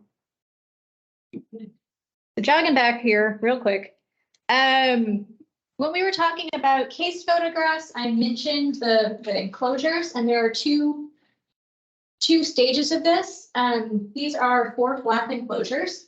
So what it is cardboard, archival board that is cut. You have one piece that goes around the middle of the photo, and you have one piece that goes around the sides of the photo, and they create a little box that encompasses the whole photo. With photographs, these are really easy to make. It's basically, you take the photograph and you measure the width times 3. You add in about, depending on the size of the photograph, about an inch or a ½ inch. In this case, it's pretty small, for a gutter. And then you can fold it into the little box. You then want to tie it with archival tying tape, although you can buy pre-made kits that come with Velcro. We don't use the Velcro because of the adhesive, but you can, I won't tell. So, this actually came from one of the kits, and you can see if you want to pass it around, it is pre-scored to make it easy to fold. And they also make, for less chunky objects, pre-made for flat enclosures that are just paper. So this is for a 10 type, or this is just an uncased figure type. But you see, it just came like this, and you can buy them in different sizes and fold them around your photograph. And it's a really quick and easy way to keep the light off of it, to keep it protected from the elements, and also to give you a surface to write on. And the label. You want to label it before you put the photo in there. Don't write on that. We've been down that road and it doesn't go well. And you can see it does actually a nice job too in terms of being something that makes it a little bit more portable, so you're not handling the photo and you have it on a surface. So if you have them, that's worth the investment. Another option, if you have case photographs, which I realize I talk about a lot, but they're the most problematic, I think. But also they're pretty interesting. One of the options for daguerreotypes, ambrotypes, and tintypes is also to wrap them in archival tissue or into a soft cotton lint-free cloth and store them flat.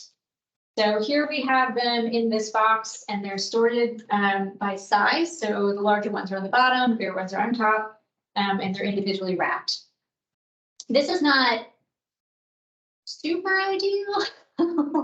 I will say if you are going to keep them in a drawer or in something where they're not going to move around a lot, it is okay. If they're in a box or out on a shelf or just sort of floating around, it's probably not the best way to go. But if it's a flat, stable surface that's not going to move constantly, this is okay. And I will say too, if you're looking at where you're going to store your photos and you think that drawer is the way to go, or you're going to put them in some furniture, older woods are okay, but avoiding modern processed woods, like really recently constructed things that might have a lot of processing to the wood, like fiberboard, like the cheap furniture, is not great. So when we store archival things, we avoid wooden shelves if possible, and we avoid painted shelves if possible, just because you do get off-gassing from those materials. And you know, there's a chance that they can interact with the chemicals in the photographs and cause degradation, but that's kind of for at home.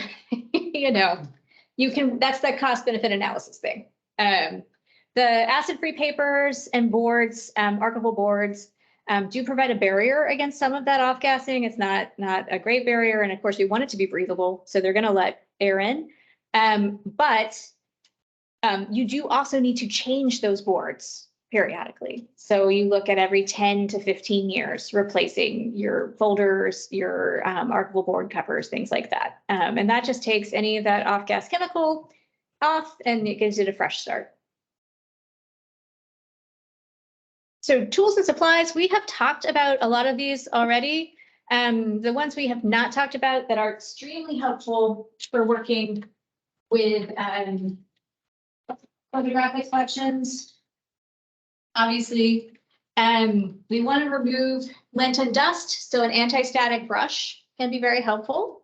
And this is basically just a soft brush, but it doesn't have a static charge, so it will remove dust and debris from your photo if you're very careful. You never want to use anything that's a thick bristle, soft, like a hard bristle at all. We also have a spatula. So this is an archival spatula, but it is also a surgical tool. So archivists use these because it has a rounded edge that is not sharp, but is still kind of pointy, and then a rounded edge. And this helps us lift things off the paper. It helps us slightly separate things if they're sticking.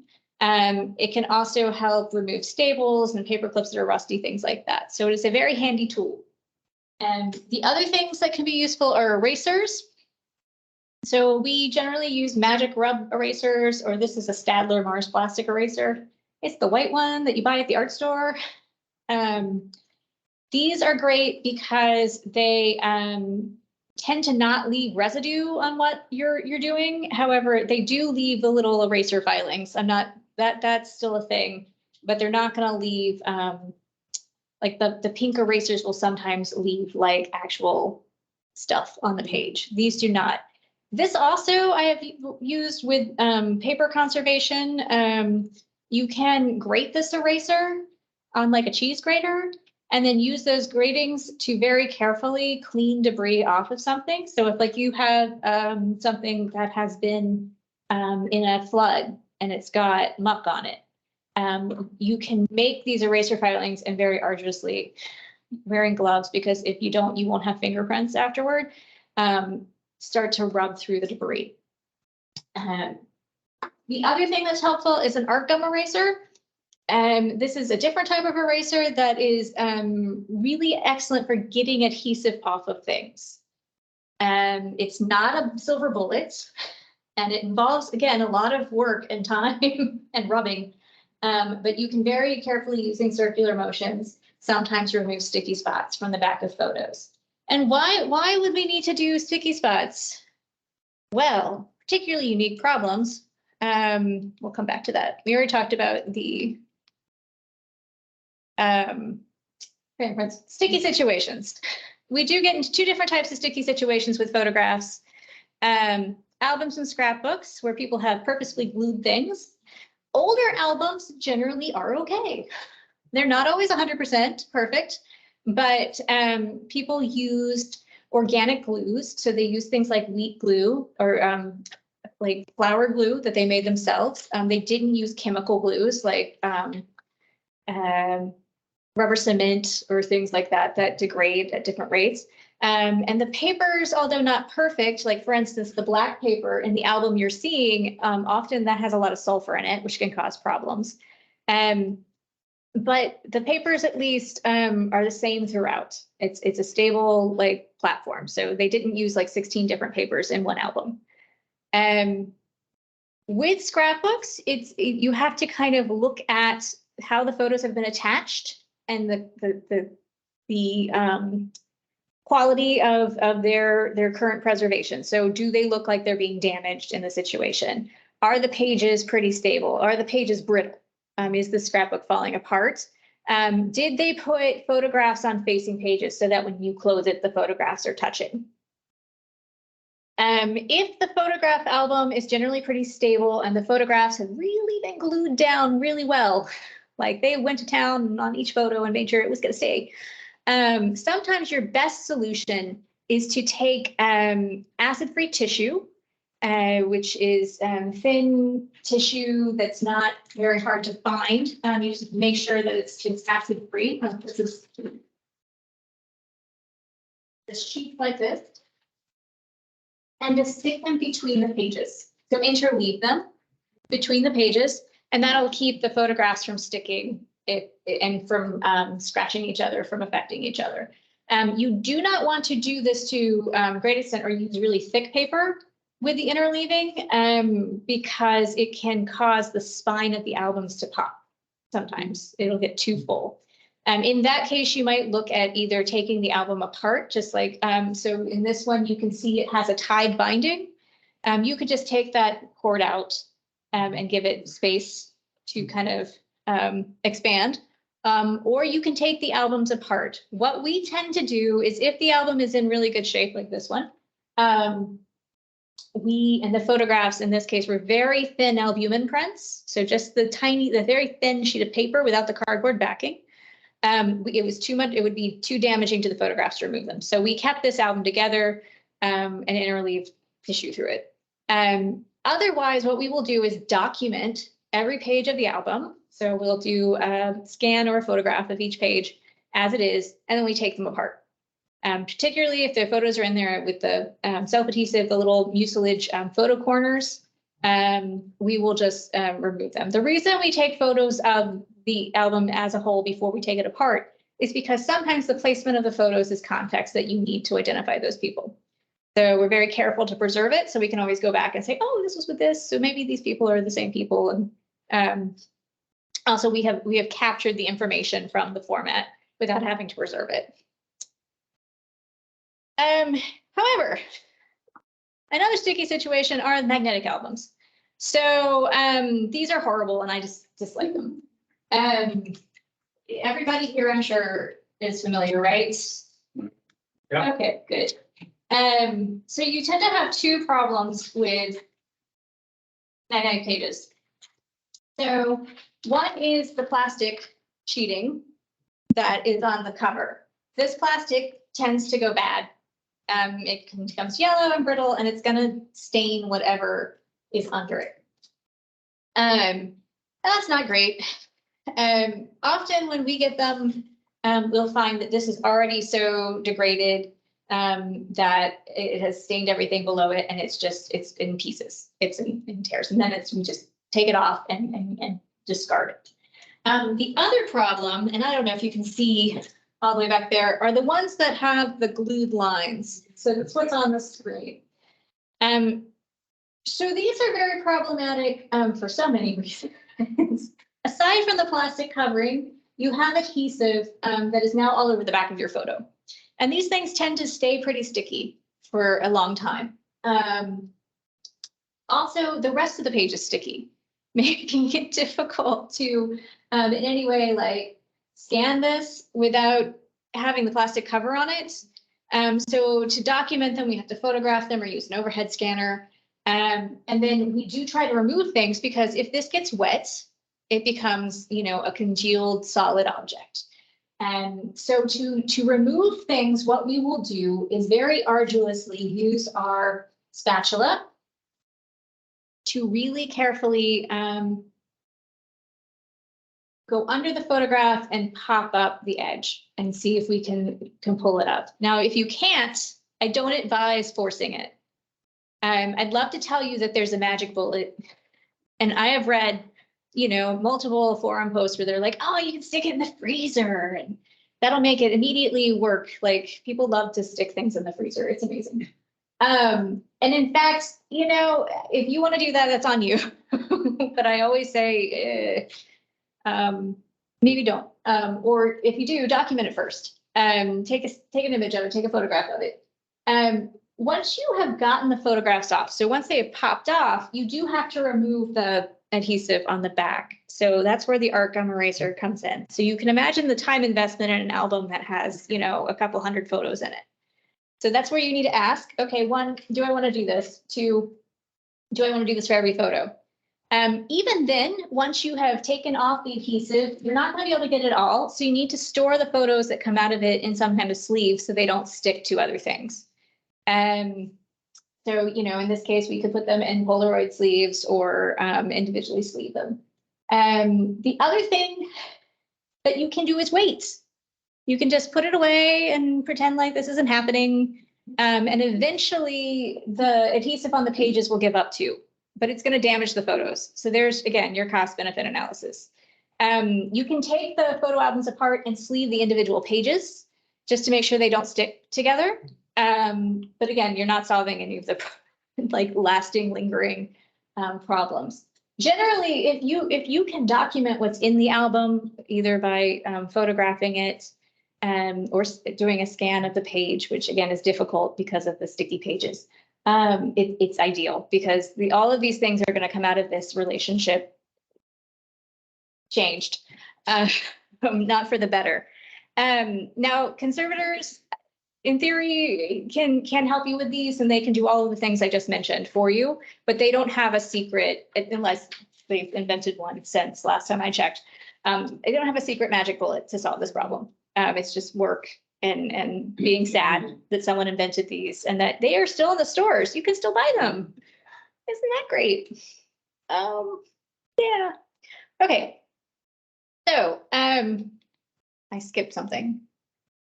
Other sticky situations that come up a lot are photographs that are stuck to glass. And again, this is another area where people have a lot of things to say in forums about putting it in the freezer or putting it in water and letting it float off the photo, the glass, or heating it with a hairdryer. And all of these things I cannot advise you to do. The best thing to do if your photograph is stuck to the glass is to do a scan or take a photo of it or to get it reproduced. Because freezing the glass can break. Using the hairdryer can melt certain types of photographs or worse. And water, when you put things in water, they never come out the same, especially with photographic media. So at least document it before you try it, but maybe don't try it if you want to keep the original photo. And definitely don't try to force it because it's never going to come off if it's already stuck. I've never had one come off particularly well. Okay, one last thing, and I know it's the end, and we'll wrap up. So I did mention rolled photographs and curved photographs, and that this is something that it is possible to fix. So these are some nice photos that just were stored poorly and became round. This is a panoramic photograph. This is actually this photograph. Don't ask how I got this image. It was a bad idea. So these are all the people who came to the dedication of the World War I memorial at the courthouse. They took a crowd photo, and it's really great because you can see all different people. There's soldiers and sailors and kids and everything. So panoramic photographs, very popular. We have a lot of them in our collection, personal collections. I was talking yesterday with some people who had been to the Capitol building in the 60s and had a class photo taken on the steps. And I was like, I also have one of those, but not. And of course, to store them often, because it's very long, unless you're going to hang it in a frame, you roll it up, right? So once it becomes rolled over time, the paper becomes brittle, the photographic media becomes more brittle, and it's like you cannot unroll it without damaging the photo.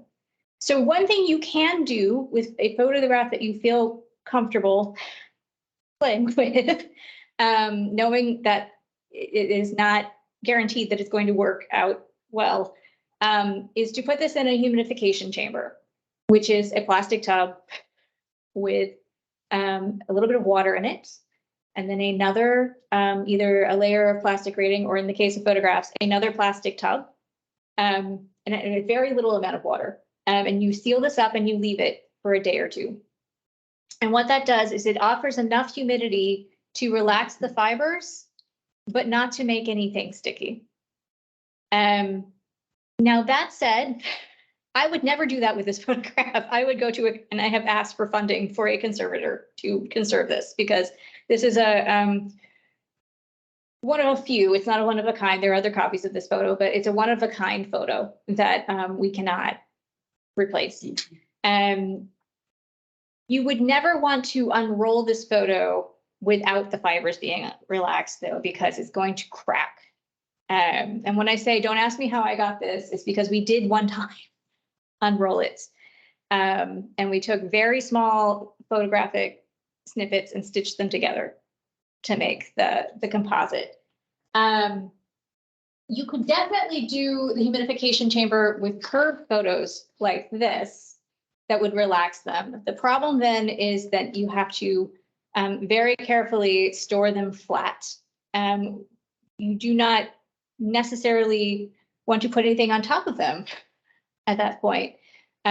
So you'd have to be able to relax them and then sort of take out this crease. Both of these things I do not necessarily recommend, but there is information out there, like you can find information about how to do it, and it can be very successful. It's designed so it's just enough to make it more pliable without making it sticky. But again, there's risk involved, and you have to judge for yourself whether it's something you want to do with your treasured heirlooms. Okay, so digital photographs, I only include this because the process is basically the same for this as your printed photograph materials. You need to find where they all are and see what you have to really know how to proceed. But I have also said repeatedly during this whole talk that you should digitize things or make digital photos before you do anything, or make a copy. And you may now be thinking, well, now I have all the digital photos that I have to preserve. Great, thanks. You know, what do I do with those? And I can offer three very good pieces of practice for these. And one is to always make backups. So never store all your digital photos on one physical media or in one place in the cloud. Have it one place in the cloud, have it on a hard drive, and then have it maybe even a third place if there's a third option. The reason is these things will all fail. Even the companies that are out there that say, we will preserve your photo, your digital images forever, they go out of business. And there's been several really good examples in the recent past of companies that promise to offer access to digital photos in perpetuity that have just disappeared overnight, gone. So never count on any, don't put your eggs in one basket, multiple baskets. The other thing is to actively manage them. make sure that you keep an eye of them. I have a Dropbox folder that constantly tells me that it is full. And I'm like, yes, I know, but you're there and I check on you.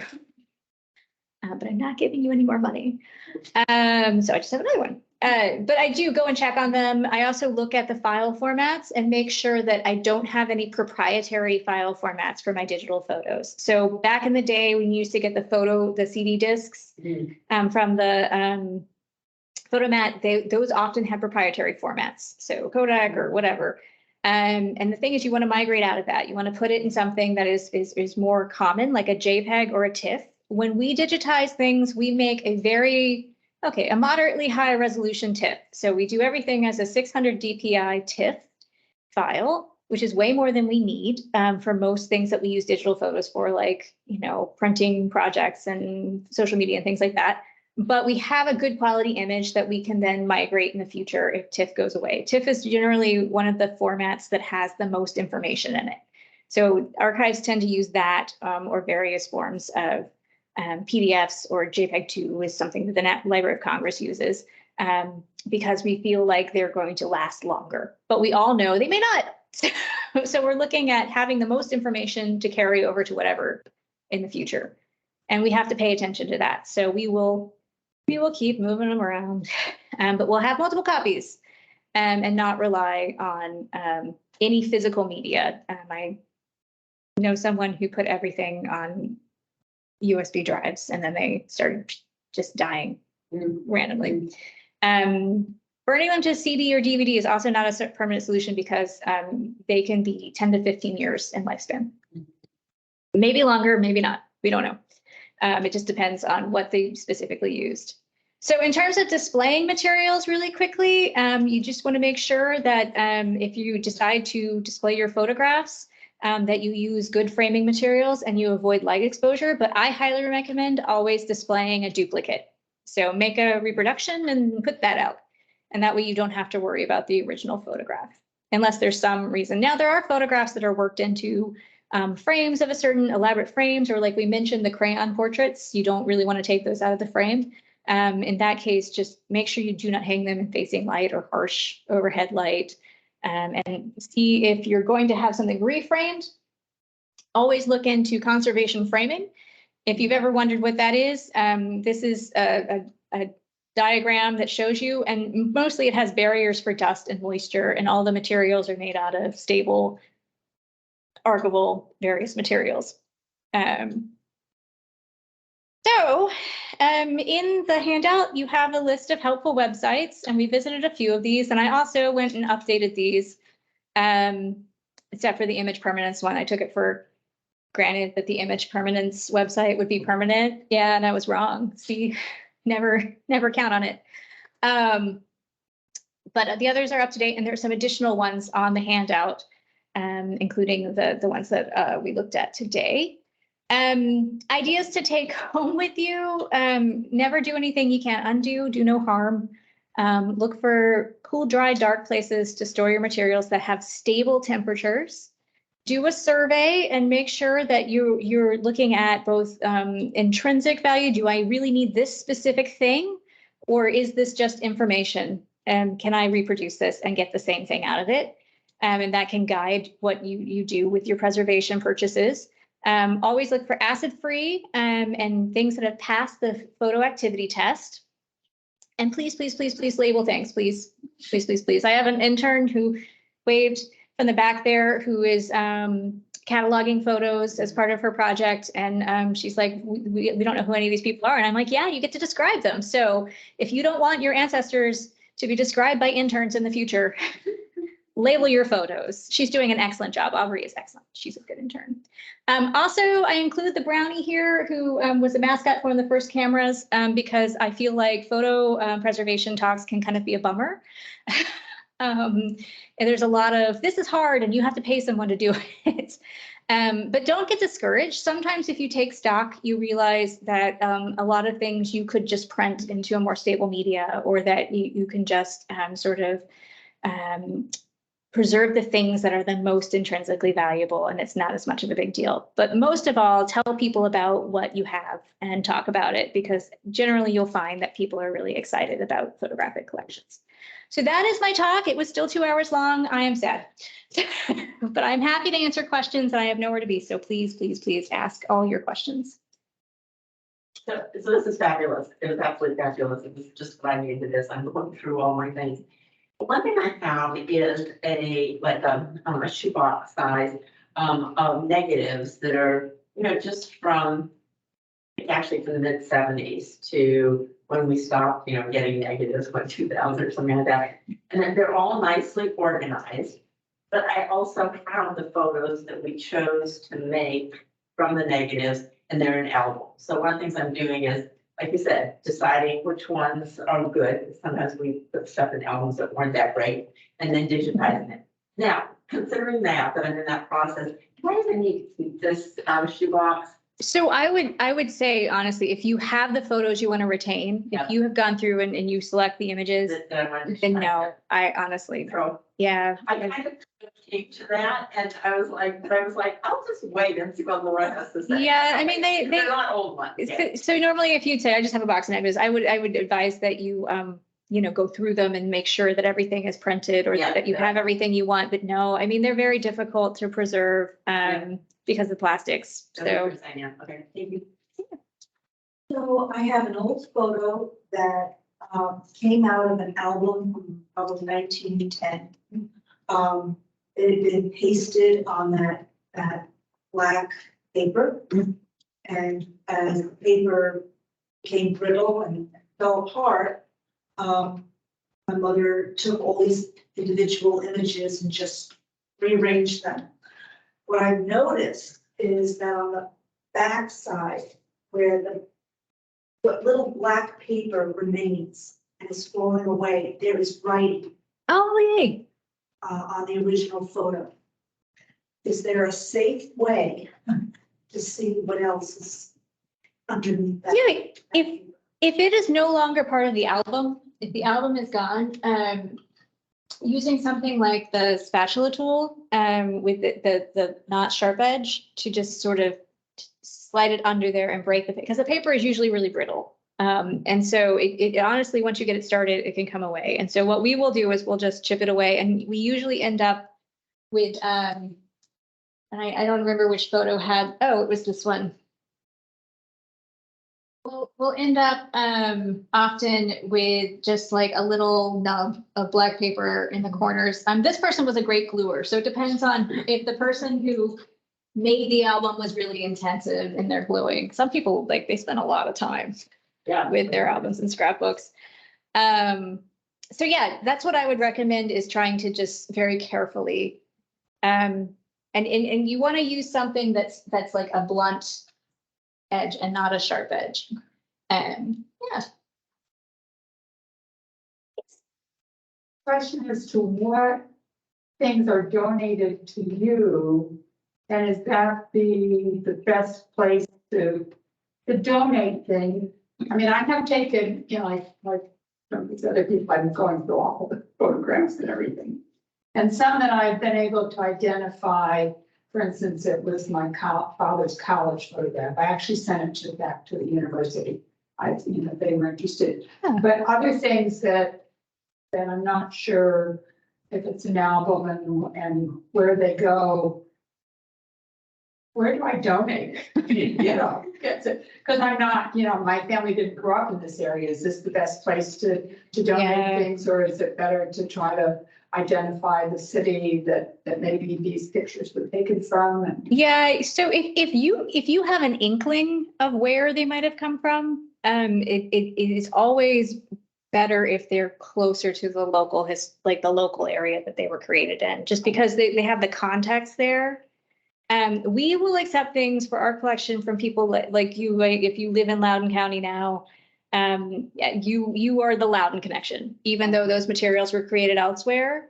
We do collect things like that, but once they're here, they do lose a little bit of the possibility that people are going to be like, oh, and we will try to identify locations in them. We can do a certain amount of detective work for that, and it's always helpful to have the context. But if you already know, or if you have, like you did with the college, that generally is the best if you can find a local repository, whether it's a historical societies are often, the place that they end up, or university libraries. And just because we're kind of weird as a public library that has archives.